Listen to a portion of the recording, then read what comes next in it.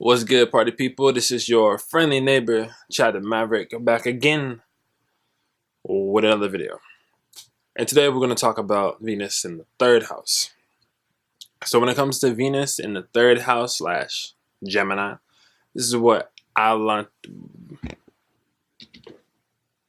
My fault. That was a very Gemini type moment. I just was like, wait, is my mic on? But so we're gonna keep it live too. I'm gonna call this the other half lovers, right? So when it comes to Venus, third house, and Gemini, the other half lovers. So I originally said the other half lovers, but I want to include something different that I just saw last night from an actual Gemini. Shouts out to him, the peace dealer, one of the people that even started me in Astro. But he broke down something to me that made way more sense once I finally heard it that way. But he was like, because at first, Gemini is a twin, so everyone archetypalized like, oh, they're two people. But he was like, no, Gemini is in the twins. Gemini is three people at once. It's the person and then the angel and devil on the shoulder, right? So I kind of want to include that type of like vibe with the actual explanation for Venus and Gemini because it makes so much more sense like hearing Gemini like that. So shouts out to him. If you don't subscribe to him or haven't subscribed to the Peace Dealer, subscribe to him because he's one of the people that like even got me to like know some things that I even know. So shouts out to him. That's the homie. Anywho, so we're gonna go through and talk about Venus and Gemini now. So Venus in the third slash Gemini, they enjoy all-consuming love, but in super short doses. So what I mean by that, right? Gemini and Scorpio have a very type of similar energy, but the thing about it is that Gemini wants everything that you have to offer in a short time. Like they don't want to have to keep it there. They don't want to have to like be obliged to be there after. They just want all of it in short doses.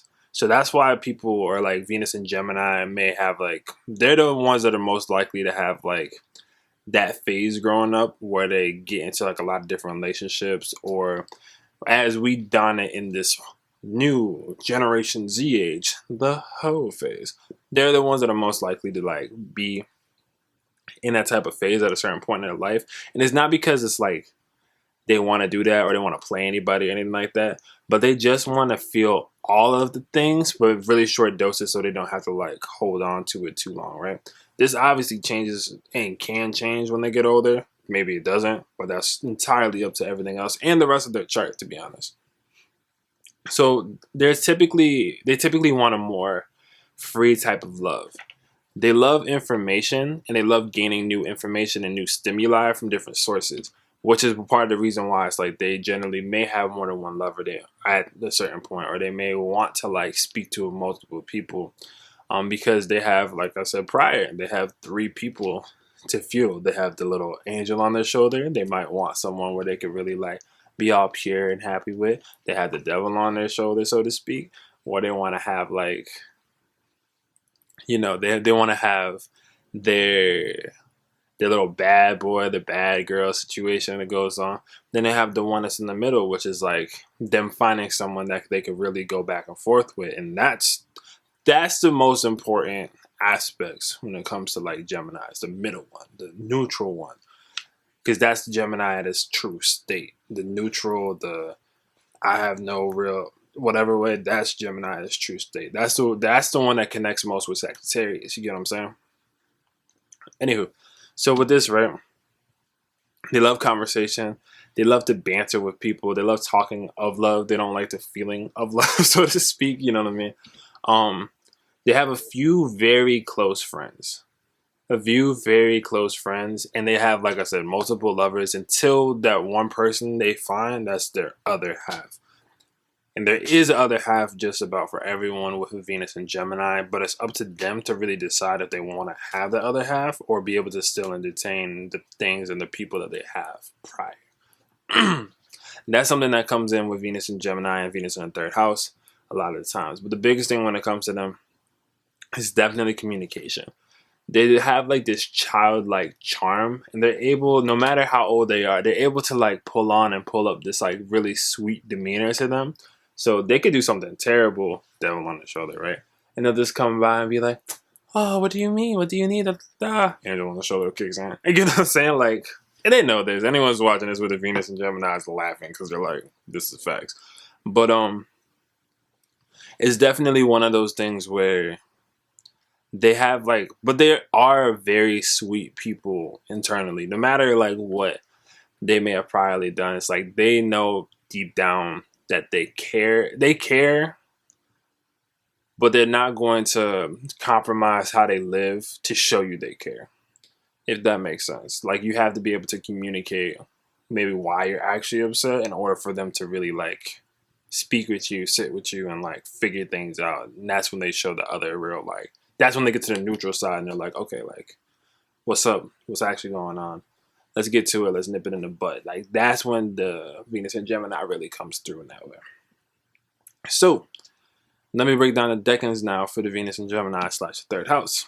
So when you have 0 to 9 degrees, Venus in the third house / Gemini, you have it's what I call it's witty love, right? It's ruled by Mercury, witty love.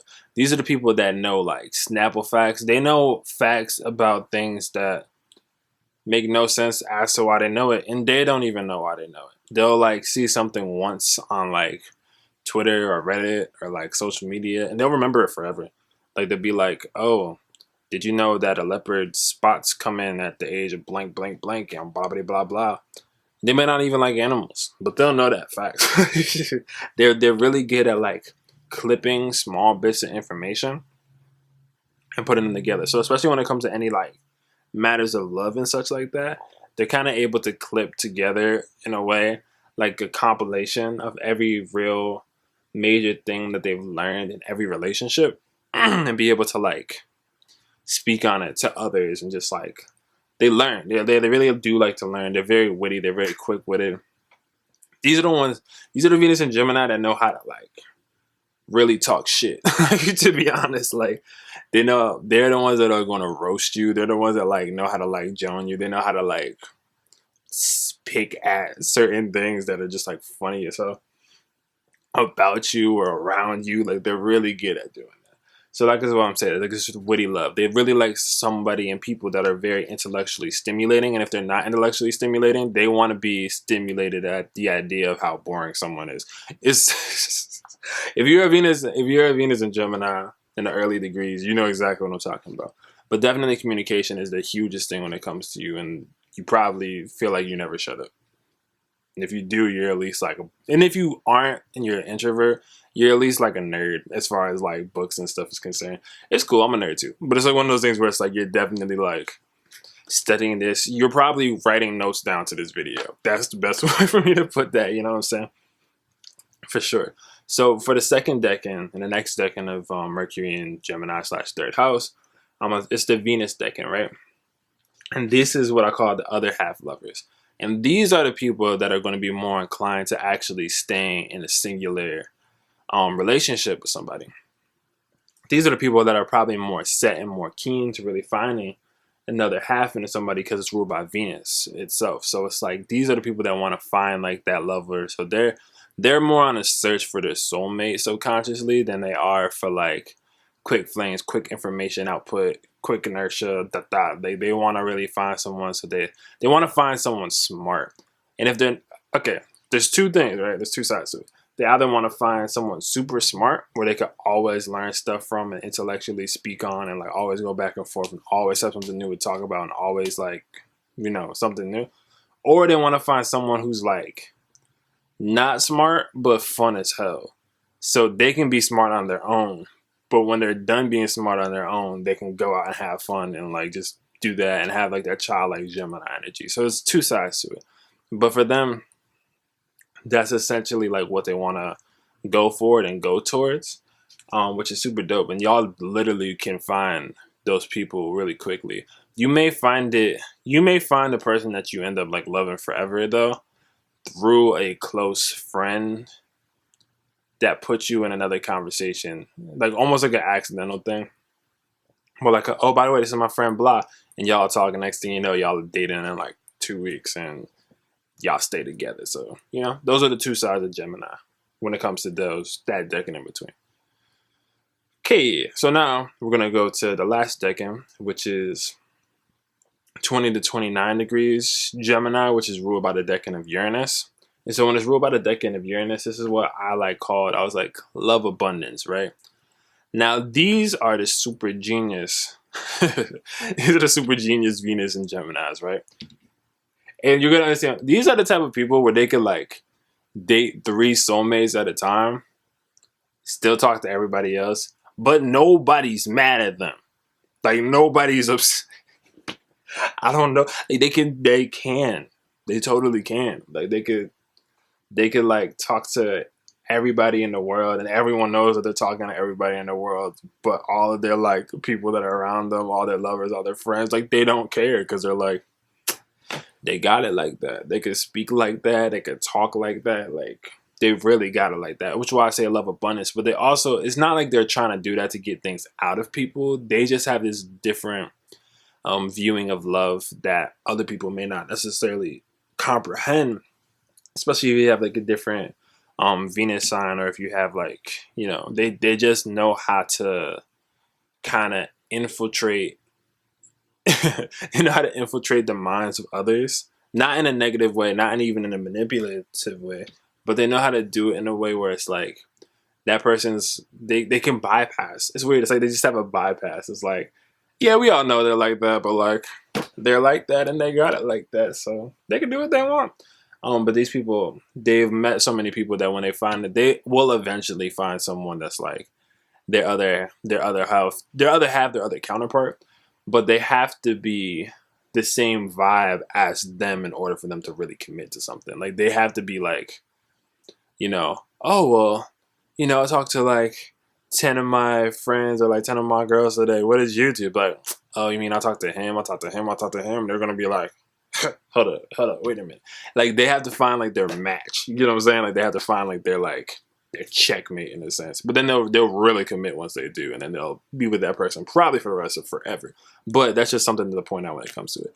But yeah, this is the Venus and Gemini video. If you like the video, like the video. If you comment on the video, say what's up. If you subscribe, say what's up. If you don't feel like subscribing, we should anyway. But if not, follow me on Twitter where I just talk about absolutely nothing in astrology. And you'll probably enjoy that more because you're a Venus and Gemini. So holla at the kid. Anyway, hope you enjoyed the video. Out. Peace.